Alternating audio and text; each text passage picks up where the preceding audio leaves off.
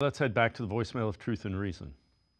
Hey, I'm a diehard Browns fan out here in L.A. I've been a Browns fan since I was a kid. We seem to be stuck on Kevin Stefanski. We have a guy who's 37 or 39-37 record, and is he really the guy you want to turn that team over for the next few years to rebuild? I haven't seen enough about Kevin Stefanski, even though he's won 2 Coach of the Year awards. What have we won lately? That's my question. Do we need to go in a different direction with a coach who is more offensive-minded and develops talent? I haven't seen any talent developed under Kevin Stefanski. Later. As always, appreciate all of the voicemails. Casey, when you change coaches, you usually go from an offensive-minded coach to a defensive-minded coach. Kevin Stefanski is viewed as having one of the better offensive minds in football. Now, people can argue that. Or you go from a guy who's kind of cerebral to a guy who's more emotional. If you're going to go off of Kevin Stefanski, I don't think you go the cerebral, offensive-minded guy. You go with more of an emotional guy, a defensive guy. I wouldn't move off of him, but I can't defend what happened. I thought this was going to be a really good team. It hasn't been. Yeah, you make a good point. When you move off of anything in life, you tend to go to the opposite. And it don't have to be just football coach. It could be your GM. You go from a football guy to an analytical guy or vice versa, or as a coach from a yeller and a screamer to someone who's a composed. And that's the other thing, too, is you can look around the league and see instances of success for all types of coaches. You have the loud, boisterous type. You have the football guy. You have the quiet CEO type. So it's all about finding what works for you.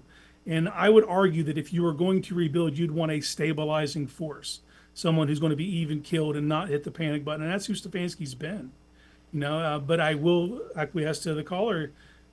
There hasn't been a ton of development under Kevin Stefanski. If you look at, what players have really emerged on the offensive side of the ball to come to from being drafted to being developed to being a star. I think that is a question you need to ask yourself. But that comes down to, do you believe in the personnel? Do you believe they're being utilized properly? Is he getting the most out of his players? But as just far as being a even-killed, high-floor stabilizing coach, I believe Stefanski is that. But I'm with you, sitting here with you right now. I'm very disappointed in how this season has turned out. I was going into the season thinking this was your year to contend for the AFC North, the whole division. This was it. And to be sitting here at 2-7 is very deflating. So it's hard for me to defend if you did decide to move off of him. I do see enough qualities and characteristics in Stefanski that I would believe in, that he would be a guy to be a stabilizing force if you had to pivot or retool some things.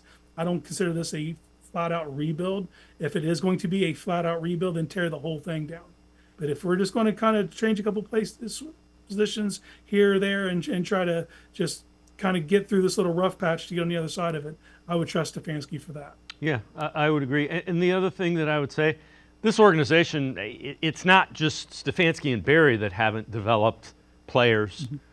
They haven't done it since they came back in '99. That's been the problem. Yeah. And part of it is because you change head coaches and you change GMs, so you change philosophies, and you're looking for different types of players. That's another reason that I think you need to give them more time. But again, it's been an awful year. So I get it. There's no right answer and there's no easy answer to that problem. And that's usually the way you have it with complex problems like that.